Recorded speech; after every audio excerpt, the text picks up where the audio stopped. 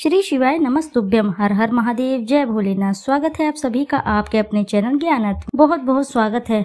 भगवान भोलेनाथ की कृपा आपके और आपके समस्त परिवार पर सर्वदा सर्वदा बनी रहे। दोस्तों, आज की इस वीडियो में आप सुनेंगे सोमवती अमावस्या की कथा। इस पाठ से मिलता है अखंड सौभाग्य का आशीर्वाद। सोमवती अमावस्या के दिन भगवान शिव की उपासना की जाती है।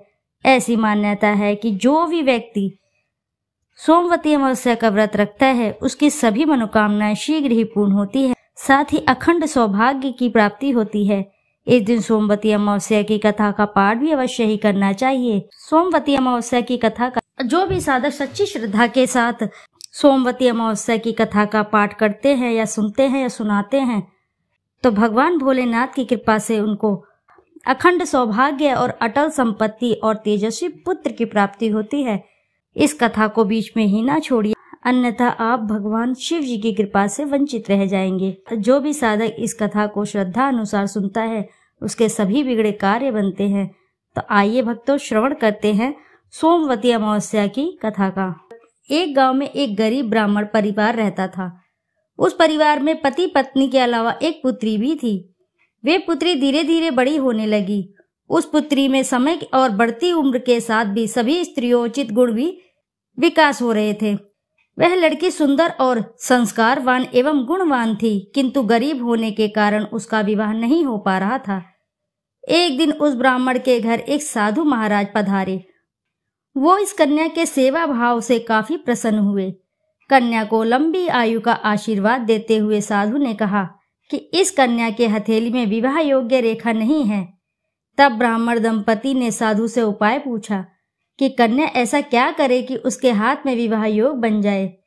साधु ने कुछ देर बाद विचार करने के पश्चात अपनी अंतर्दृष्टि से ध्यान करके बताया कि कुछ दूर पर एक गांव में सोना नाम की धोबिन जाति की एक महिला अपने बेटे और बहू के साथ रहती है, जो बहुत ही आचार विचार और संस्कार संपन्न तथा पति परायण है। यदि यह कन्या उसकी सेवा करे, वह महिला इसकी शादी में अपने मांग का सिंदूर लगा दे, उसके बाद इस कन्या का विवाह तो हो ही जाएगा। इस कन्या का वैधव्य योग मिट सकता है। साधु ने यह भी बताया कि वह महिला कहीं आती जाती नहीं है।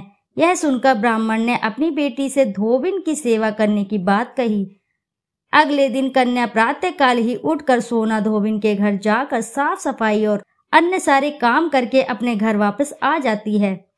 एक दिन सोना धोबिन अपनी बहू से पूछती है कि तुम तो सुबह ही उठकर सारे काम कर लेती हो और पता भी नहीं चलता। बहू ने कहा, माँ जी, मैंने तो सोचा कि आप ही सुबह उठकर सारे काम खुद ब खुद खत्म कर लेती हैं।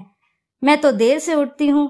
इस पर दोनों सास बहू निगरानी करने लगी कि कौन है जो कि सुबह घर का सारा काम करके चला जाता है। कई दिनों के बाद धोबिन ने देखा कि एक कन्या मुंह अंधेरे घर में आती है और सारे काम करने के बाद चली जाती है। जब वह कन्या जाने लगी तो सोना धोबिन उसके पैरों में गिर पड़ी। पूछने लगी कि आप कौन हैं और इस तरह छुप कर मेरे घर की चाकरी क्यों करती। तब कन्या ने साधु द्वारा कही बात सारी बताई। सोना धोबिन पति परायण थी, उसमें तेज था। वह तैयार हो गई। सोना धोबिन के पति थोड़ा अस्वस्थ थे। उसने अपने बहू से अपने लौट आने तक घर पर ही रहने का कहा। सोना धोबिन ने जैसे ही अपने मांग का सिंदूर उस कन्या के मांग में लगाया, उसका पति मर गया। उसे इस बात का पता चल गया। वह घर से निराजल ही चली थी, यह सोचकर कि रास्ते में कहीं पीपल का पेड़ मिलेगा तो उसे भंवरी देकर उसकी परिक्रमा करके ही जल ग्रहण करेगी। उस दिन सोमवती अमावस्या थी। ब्राह्मण के घर मिले पुए पकवान की जगह उसने ईंट के टुकड़ों को 108 बार भंवरी देकर 108 बार पीपल के पेड़ की परिक्रमा की और उसके बाद जल ग्रहण किया। ऐसा करते ही उसके पति के मुर्दा शरीर में वापस जान आ गई।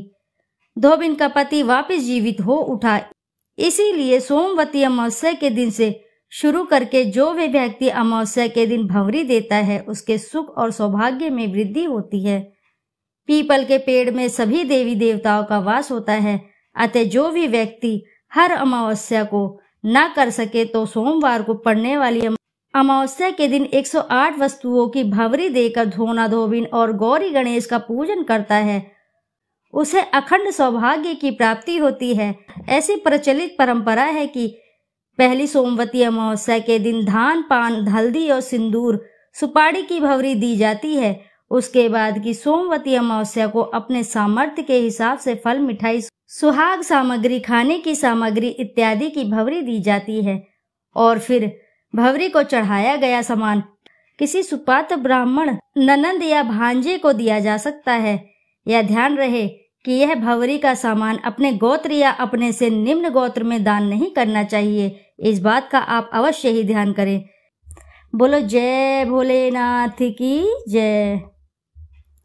दोस्तों, आशा है कि कथा आपको अच्छी लगी होगी। यदि कथा आपको अच्छी लगी है तो वीडियो को जरूर लाइक करें और साथ ही चैनल को सब्सक्राइब करें और एक बार अपनी सच्ची श्रद्धा से कमेंट बॉक्स में जरूर लिख दें हर हर महादेव, जय भोलेनाथ। फिर मिलते हैं आपसे ऐसी ही किसी कथा कहानी। जब तक के लिए नमस्कार।